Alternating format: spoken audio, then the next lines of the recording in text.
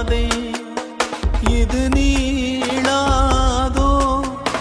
தொடுவானம் போலவே கதை பேசிக்கொண்டே காற்றோடு போவோம் உரையாடல் தீர்ந்தாலும் உன் மௌனங்கள் போதும்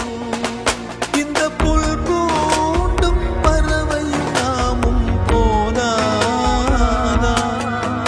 இனி பூலோகம் முழுதும் அழகாய் போகாதா முதல் முறை வாழ பிடிக்குதே முதல் முறை வெளிச்சம் பிறக்கும்